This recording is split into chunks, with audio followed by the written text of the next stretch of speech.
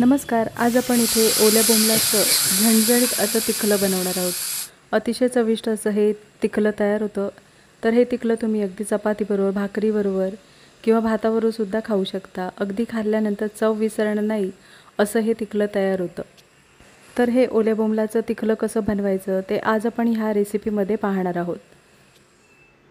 स्वच्छ साफ करून घेतलेले ओले बोंबील.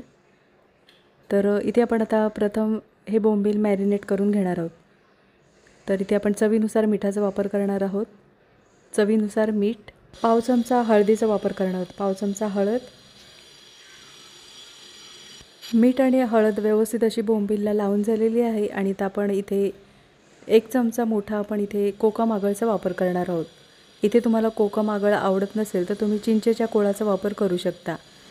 अर्धा चमचा आपण इथे आलं लसूण पेस्टचा वापर करणार आहोत.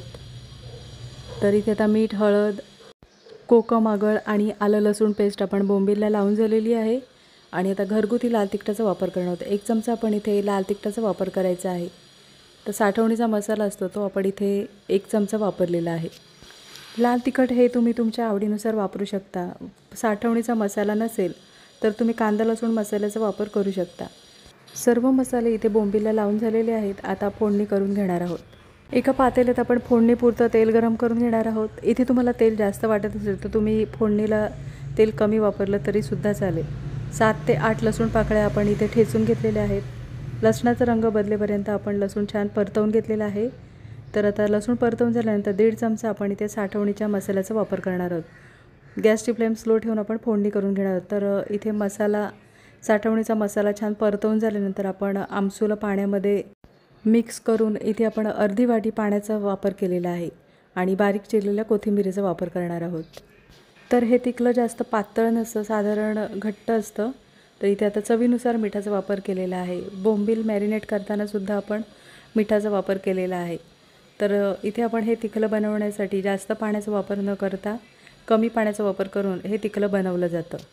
तर इथे पाहू शकता छान एक उकळ आलेली आहे. आणि आता आपण मॅरिनेट करून घेतलेले बोंबील आहेत ते आपण आता फोडणीमध्ये परतवून घेणार आहोत.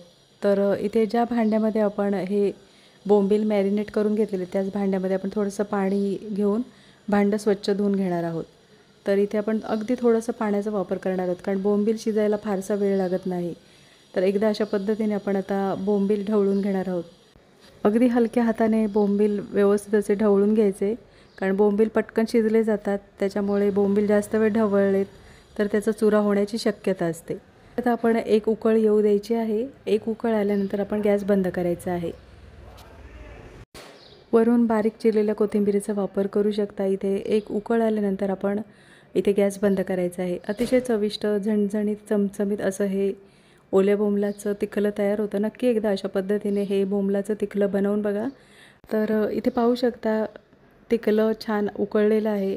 तिखलं उकळल्यानंतर अशा पद्धतीने आपण पातेलं वर घ्यायचं आणि अशा पद्धतीने ढवळून घ्यायचं म्हणजे सर्व बोंबील अख्खे राहतात आणि चुरा होत नाही. तर इथे आपण चमच्याचा वापर न करता अशा पद्धतीने पातेलं छान गोल फिरवून घ्यायचं म्हणजे सर्व बोंबील छान शिजले जातात. तर इथे मस्त आपलं झणझणीत चमचमीत असं तिखलं तयार झालेलं आहे. नक्कीच एकदा अशा पद्धतीने हे तिखलं बनवून बघा आणि कमेंटमध्ये मला नक्कीच सांगा. आजची रेसिपी आवडली असेल आणि चॅनलवर नवीन असला तर चॅनलला सबस्क्राईब करा आणि व्हिडिओ आवडला असेल तर लाईक शेअर करा.